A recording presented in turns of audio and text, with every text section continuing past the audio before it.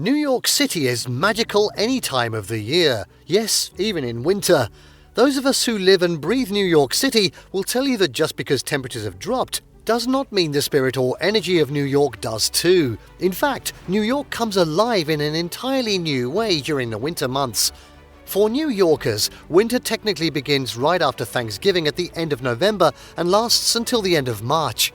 The coldest months are January and February, though snow can fall any time between November and sometimes into April. While this may be a deterrent for some, winter in New York City is actually one of the most festive and exciting times to visit. In this video, we're going to be taking a look at the top 10 things to do in NYC in winter. Before we begin though, make sure to subscribe to our YouTube channel for more awesome travel guides and make sure you hit the notification bell so that you know when we publish a new video. So let's cut to the chase. And starting off at 10, sip the best hot chocolate.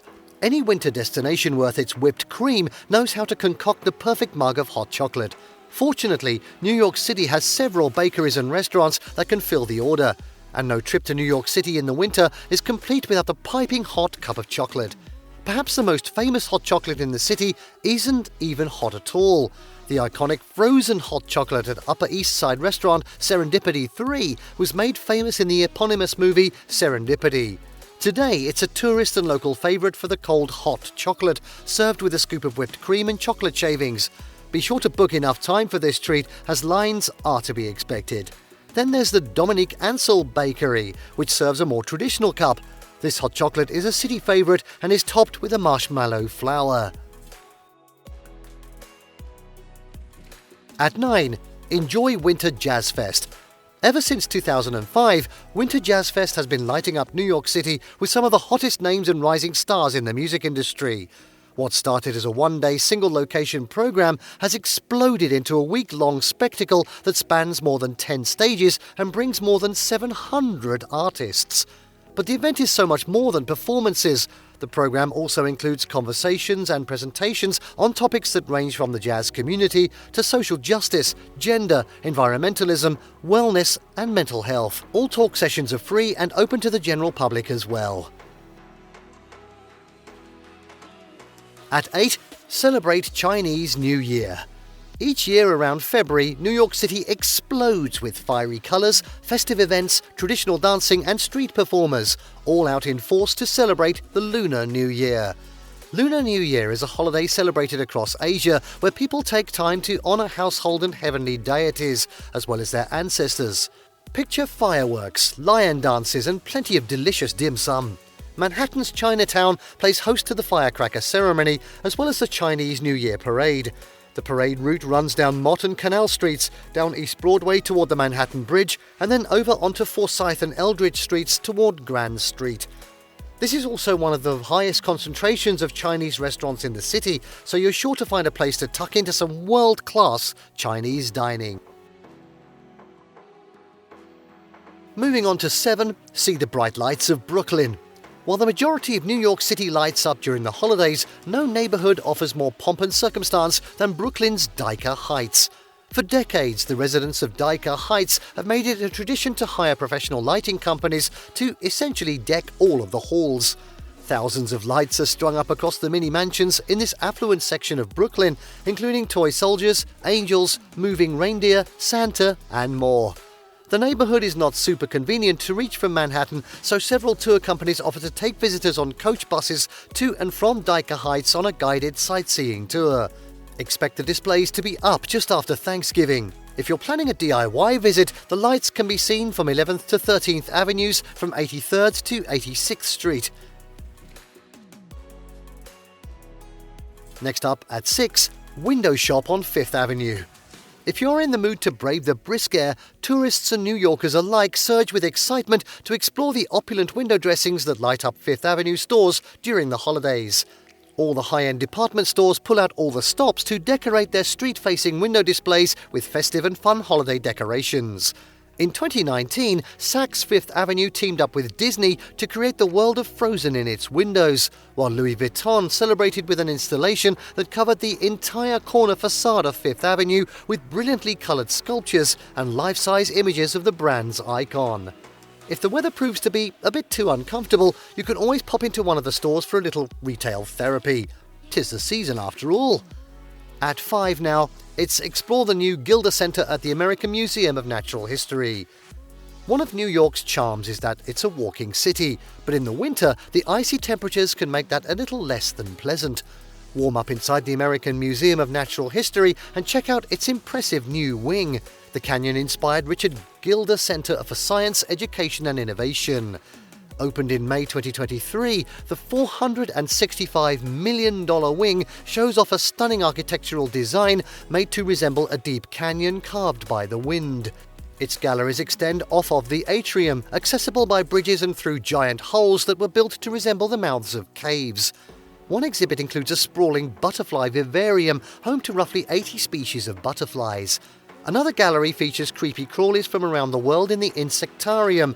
In this exhibit, you can look through a transparent sky bridge that is filled with leafcutter ants. The Gilder Center also has a 360-degree theatre as well as classrooms. At 4, it's See a Broadway Show. Of all the theatre districts in the world, none is more famous than New York City's Broadway. And what better time to sit snugly in a warm heated theatre than winter in New York? The district is named for the street around which it centres. Broadway is the longest thoroughfare in New York and runs the entire length of Manhattan. About halfway up the island is Times Square, which is where the city's most famous theatres are, home to the world's most famous plays and musicals. What is playing is constantly changing, with some shows running for decades while others play for a short amount of time. Among the most famous plays to ever hit Broadway have been Chicago, Hamilton, The Lion King, Rent, Phantom of the Opera, Jersey Boys, Kinky Boots, and quite literally hundreds more. Catching a show on Broadway is one of the best things to do in New York, no matter the time of year, but winter is arguably one of the best for a nice break from the frigid temperatures. January also hosts NYC Broadway Week, when audiences can purchase 2-for-1 tickets to the top Broadway shows. If you miss Broadway Week in January, there is also one in September. At 3 now, go ice skating. I can't wait to talk about Rockefeller Center's ice rink, which is absolutely a bucket list experience for winter in NYC. Open until midnight too, by the way. But it's not the only place to go ice skating in the city. There are a few other amazing spots worth checking out. Bryant Park sits in one of the most cosmopolitan sections of Manhattan, surrounded by skyscrapers, office buildings and the New York Public Library. But come winter time, the park transforms into a veritable winter wonderland known as the Bank of America Winter Village at Bryant Park. Over in Williamsburg, Brooklyn, ice skating gets taken to new heights. Located on the 23rd floor of the William Vale Hotel, the Sky High rink invites guests to come and skate the skyline. Really? Alright, at 2 now, celebrate New Year's Eve. New Year's Eve is an important holiday for New Yorkers. We all love the opportunity to push reset and start anew, and we do so in style with big celebrations all over the city. If you're interested in a real bucket list moment, the ball drop in Times Square is one of the most celebrated New Year's Eve spectacles in the world. Sure, you may be surrounded by hundreds of thousands of your closest friends, but the ball drop is watched by millions all over the world in nearly every country. There are ways to avoid the crowds of the street. Surrounding rooftops and restaurants sell tickets for their bird's-eye view of the event. Prices aren't cheap, but it will be worth it for the once-in-a-lifetime experience. Most restaurants will offer prix-fixe menus on New Year's Eve with a choice of appetizers, entrees and desserts, and complete with festive decorations. Many restaurants even do a midnight countdown and toast. Bear in mind that many of the menus can be on the pricier side, so you'll want to do some sleuthing to see where you can get the best deals. Oh, my tip. I would caution against these prix-fixe menus because of the food quality tends to suffer in the frenzy of the New Year's Eve crowds.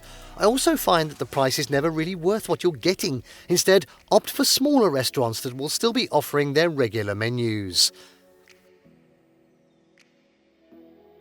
And finally, at number 1, see the Rockefeller Center Christmas tree. Nothing kicks off the holiday season in New York quite like the lighting of the Rockefeller Center Christmas tree. While all the 5 boroughs sparkle with decorations, twinkling lights, window dressings, and a palpable good spirit, there is something about the historic lighting of the tree that tells New Yorkers the holidays are here. The tradition has been happening for more than 75 years, and each year the tree manages to tower at impressive heights. It goes up every year around Thanksgiving at the end of November and stands proudly over the ice skating rink below. As a New Yorker, there is a requirement to abhor anything touristy, but even I cannot resist a loop or two around the ice skating rink underneath the colourful Christmas lights. Yes, and I'm a bit wobbly. My last tip: if the crowds at Rockefeller Center are just too much, I like to head down to Wall Street to see their Christmas tree. While not as big as the one in Rockefeller Center, the tree in front of the New York Stock Exchange is quite magical and magnificent, and definitely scratches that holiday spirit itch. And there you have the top 10 things to do in New York City in winter. Did you like what you saw? Let us know in the comments down below. Share this video with your friends, and don't forget to subscribe to our channel for more fantastic travel guides. See you next time.